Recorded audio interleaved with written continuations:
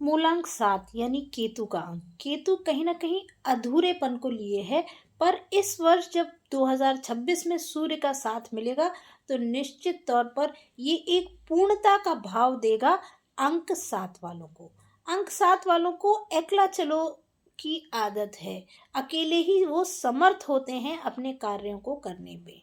पर इस बार क्योंकि शीर्ष का साथ है, सूर्य का साथ है, इसलिए अपनी अथॉरिटी लेवल से, एडमिनिस्ट्रेशन से जुड़कर कार्य करने का प्रयास करें, क्योंकि आपका ज्ञान, आपकी आध्यात्मिक चेतना, आपके कार्य के प्रति लगन जो है वो आपको इनसे आसानी से जोड़ने में सहायक रहेगी 2026 में। केतु ग्रह जहाँ डिटैचमेंट देता है, शायद यही कारण है कि इसी डिटैचमेंट के कारण आध्यात्मिक और ज्ञान का शीर्ष भी प्रदान करता है केतु ग्रह। तो जिन लोगों की जन्मपत्रिका में केतु की स्थिति फेवरेबल है, उनको तो इस साल बहुत बेनिफिट होने वाले हैं। वहीं सूर्य और केतु को एक साथ अगर आप यूटिलाइज करना चाहते हैं इनकी एनर्जी, तो थोड़ा सा एक्सप्रेसिव होना पड़ेगा। थोड़े से जो ये अकेलापन है, अकेले कार्य करने की क्षमताओं के साथ आपका जीवन जो आगे बढ़ता है, उसमें लोगों को, संगठित लोगों को, संगठन को आपको अपने साथ जोड़कर कार्य करेंगे तो डेफिनेटली लक बहुत फेवरेबल हो जाएगा। इस वर्ष अहंकार से थोड़ा सा बचना होगा, कहीं ना कहीं अहम भाव बहुत जागृत होगा। ये जो है कहीं ना कहीं आपको विफलताएं देगा, आपकी प्रोग्रेसिव जो भी काम हैं उनमें बहुत बड़ी अड़चन के रूप में आएगा। तो थोड़ा सा अपने एटीट्यूड को सौम्य और थोड़ा सा सरलता से बात कहने का प्रयास करें। करियर के लिहाज से अंक 7 वालों के लिए 2026 बहुत फेवरेबल जाने वाला है। बस अड़चन है तो उनकी बात करने के ढंग में थोड़ा सा कटुता बढ़ेगी, एक्सप्रेशन में थोड़ी सी सौम्यता लाने की अधिक आवश्यकता होगी, क्योंकि केतु और सूर्य का साथ कहीं ना कहीं जो है एक अहम भाव जागृत करेगा, अहंकार को जागृत करेगा। इससे बचना होगा, क्योंकि यही अहंकार कहीं ना कहीं एडमिनिस्ट्रेशन और अथॉरिटी लेवल से टकराव का कारण बन सकता है। इसलिए बहुत सौम्यता से अपनी भावुकता को जगाते हुए, एक्सप्रेसिव होते हुए नई जॉब, नए बिजनेस एक्सपेंशन के लिए आप आगे बढ़ें, समय अनुकूल रहेगा।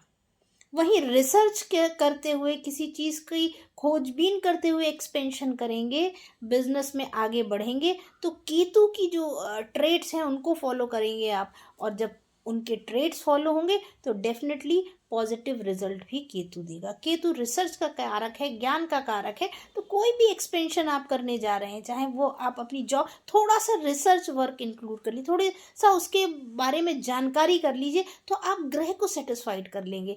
और कहीं ना कहीं जो ये फेवरेबल पोजीशन आपके लिए बन रही है इस साल, उसको वाकई में यूटिलाइज कर लेंगे वो लोग भी जिनका केतु ग्रह कुंडली में थोड़ा सा भी विपरीत है। तो इसलिए थोड़ी सी किसी भी चेंज को लेकर बातचीत करें, लोगों से सोचें, बात करें, जानकारी एकत्र कर कर आगे बढ़ने का प्रयास करें, बहुत अच्छे रिजल्ट्स मिलेंगे।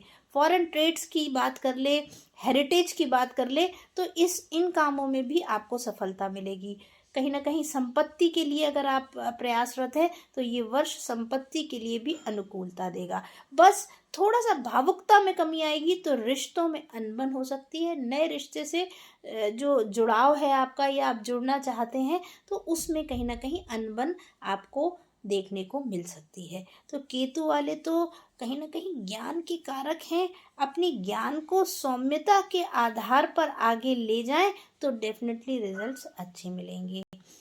स्वास्थ्य के लिहाज से उतार चढ़ाव मिलेगा, पर बहुत जल्दबाजी में ना कोई निर्णय लें, ना कोई गति, कोई वाहन, कोई ऐसा ध्यान रखते हुए ट्रैवलिंग में आगे बढ़ें। मार्च अप्रैल के महीने में स्वास्थ्य के लिहाज से धन खर्च हो सकता है, बहुत ध्यान रखने की आवश्यकता है।